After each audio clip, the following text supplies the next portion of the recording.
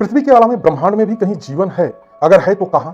क्योंकि एलियन और अन्य जीवों के बारे में इस ब्रह्मांड के कई ग्रहों पे हम लोग सुनते आए हैं। अगर है तो ब्रह्मलोक है, अगर ब्रह्मलोक है तो कितनी दूर है? आज इसी दूरी के बारे में चर्चा करेंगे और जानेंगे वैज्ञानिक सिद्धांतों के माध्यम से, जिसमें अल्बर्ट आइंस्टाइन के स्पेशल रिलेटिविटी के सिद्धांत, टाइम डायलेशन के माध्यम से, बिग बैंग थियरी के माध्यम से और धार्मिक ग्रंथों के माध्यम से कि ब्रह्मलोक की दूरी कितनी है। नमस्ते, आगे आप इस वीडियो में मेरे साथ बने रहिए। मैं सत्येंद्र कुमार और आप देख रहे हैं HCA मीडिया।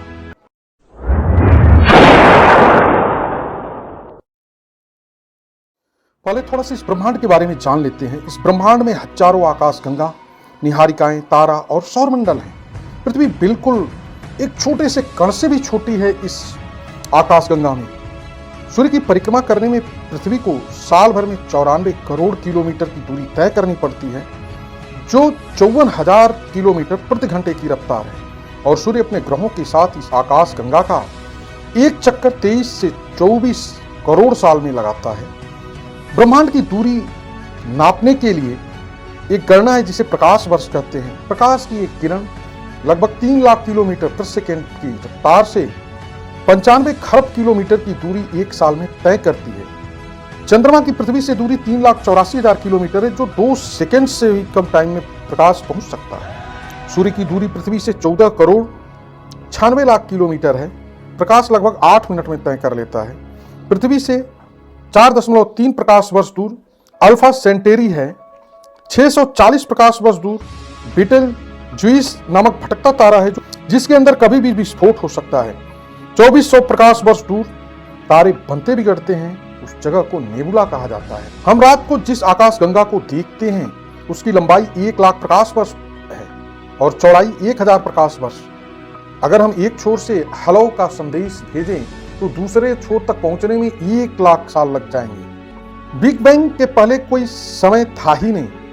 आज से 150 वर्ष पूर्व वैज्ञानिक मानते थे कि समय, पृथ्वी हो, ब्रह्मांड का कोई दूसरा कोना हो, हर जगह समान होता है, लेकिन ऐसा नहीं है। अल्बर्ट आइंस्टाइन कहते हैं कि समय एक भ्रम है। ब्रह्मांड में समय की गति स्पीड और ग्रेविटी के ऊपर निर्भर करता है। समय की गति धीमी भी हो सकती है और तेज भी हो सकती है, और इसे स्पेशल रिलेटिविटी के सिद्धांत में टाइम डायलेशन के कॉन्सेप्ट से उन्होंने समझाया। टाइम डायलेशन में माना जाता है कि अगर स्पीड बढ़ जाए या प्रकाश के गति के लगभग हो जाए तो समय थम सा जाता है, रुक सा जाता है। आइंस्टाइन का मानना था अगर किसी व्यक्ति को प्रकाश की गति से यात्रा कराई जाए तो उसकी उम्र थम सी जाएगी। उदाहरण के लिए 20-20 साल के 2 बच्चे अगर पृथ्वी पे हों, एक को ब्रह्मांड में भेज दिया जाए प्रकाश की गति से, 10 साल बाद अगर वह पुनः पृथ्वी पे आता है तो पृथ्वी पे जो लड़का है वो 30 साल का हो जाएगा और जो ब्रह्मांड से वापस आया वह 20 साल का ही रह जाएगा।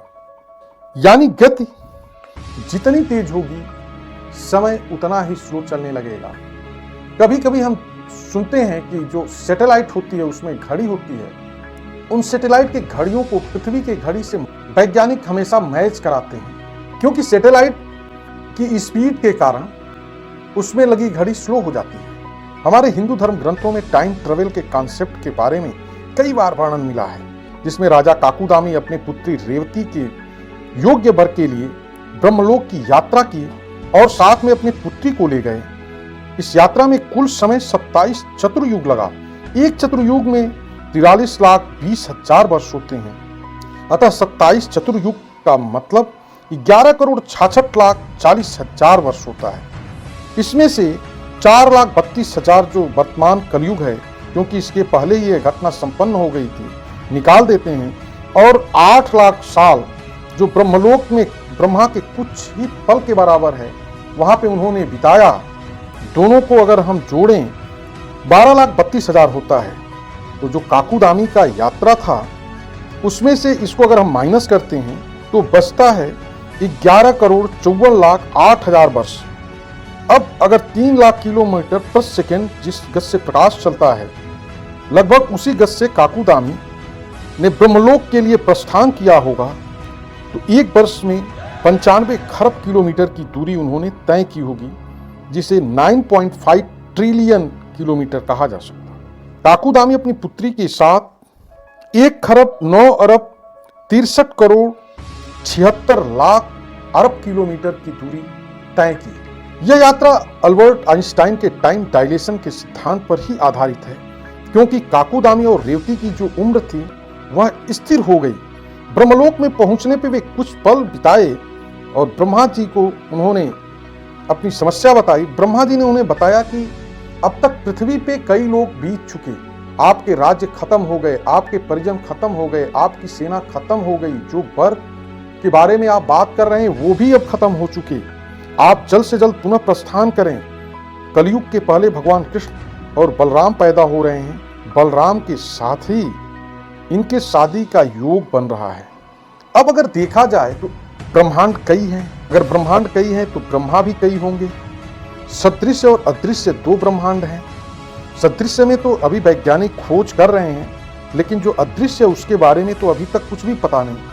हो सकता है कि इस ब्रह्मांड में और भी सभ्यताएं हों, जीवन हो जो हमसे उन्नत हो, और हो सकता है कि इस ब्रह्मांड में अभी ऐसी भी सभ्यता हो जो अभी हमसे भी पीछे हो। अभी इसके बारे में वैज्ञानिक शोध कर रहे हैं।